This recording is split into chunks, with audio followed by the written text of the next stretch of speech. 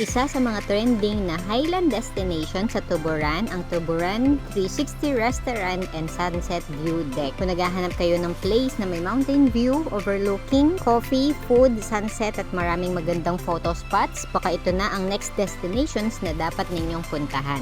Ang Tuburan 360 ay matatagpuan sa Barangay Kabangkalan, Tuburan, Cebu, isang mountain top destination na kilala sa panoramic views ng mga bundok at paligid ng Tuburan. Kung manggagaling kayo ng Mactan Cebu International Airport, may budget-friendly na options para sa mga commuters. Una, mula sa airport, maaari kayong sumakay ng My Bus papuntang Cebu City or SM area. Pagkatapos ay pumunta sa Cebu North Bus Terminal. Kung maraming luggage at gusto ninyo ng mas convenient, pwede rin kayo mag-taxi or grab papuntang North Bus Terminal. Ang airport to North Bus Terminal trip ay humigit kumulang 30 pesos to 50 pesos by bus. Habang mas mahal ang taxi or grab, depende sa traffic at pick-up point. Pagdating sa Cebu North Bus Terminal, hanapin ang bus or van na biyaheng Tuburan. May provincial buses at V-Hires na bumabiyahe papuntang Tuburan. Ayon sa LGU Tuburan, ang V-Hire fare ay nasa around 130 to 140 pesos, habang ang bus fare ay humigit kumulang 100 pesos. Depende sa ruta at kasalukuyang pamasahe. Ang biyahe mula Cebu City papuntang Tuburan ay maaaring umabot ng ilang oras depende sa traffic at ruta, kaya mas magandang maagang umalis. Pagdating ninyo sa Tuburan proper, dito na kayo sasakay ng habal-habal papuntang Tuburan 360 dahil nasa paakyat na bahagi ng Kabangkalan ang Tuburan 360. Importante na sabihin sa driver na Tuburan 360 Restaurant and Sunset View Deck ang destination ninyo. May mga bahagi ng uphill road na matirik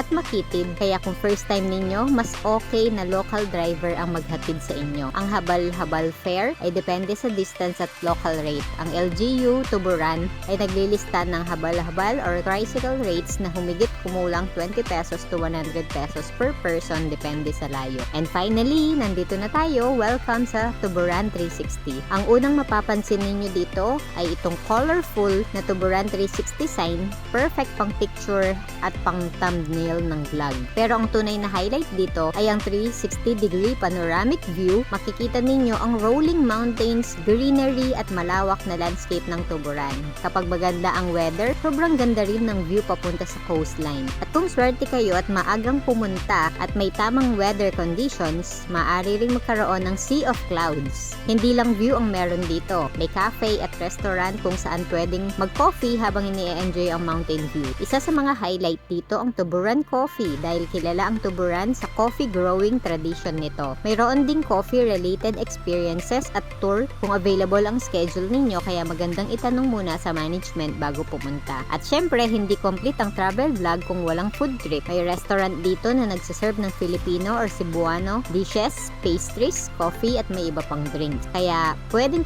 itong gawing food trip at sightseeing plus picture-taking destination. Kung sunset ang habol nyo, magandang magstay hanggang late afternoon para makita ang pagbabago ng view habang papalubog ang araw. Mga kabiyahera, kung mahilig kayo sa pictures, sulit na sulit dito. May overlooking areas, view deck, gardens at iba't ibang spots na perfect para sa photo, reels at TikTok. Tip: magdala ng outfit na bagay sa mountain aesthetic at magdala rin ng jacket. Maaaring malamig lalo na kapag maulap o mahangin. At gaya ng makikita ninyo sa experience ko, may mga golf cart vehicle tour set up din sa area. Kung may available na tour activity sa pagpunta ninyo, itanong muna ang current rate at inclusions bago sumakay. May mga tour packages din na nagko-combine ng Tuburan 360 with coffee experience, ATV, Bamboo Kingdom, Blue Hole at Buwakan ni Alejandra. Pero tandaan na ang mga ito ay maaaring magkahiwalay na destinations or activities at hindi lahat ay included sa regular visit sa Tuburan 360.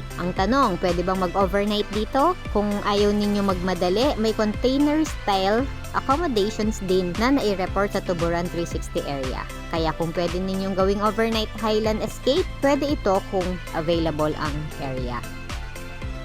Kung nakatulong ang video na ito, malaking suporta ang pag-send ng stars para makagawa ako ng mas marami pang travel guides. I-follow na for free ang Bicolanang Biyahera sa TikTok at Facebook para sa mas marami pang travel tips. And don't forget to subscribe for free ang aking YouTube channel.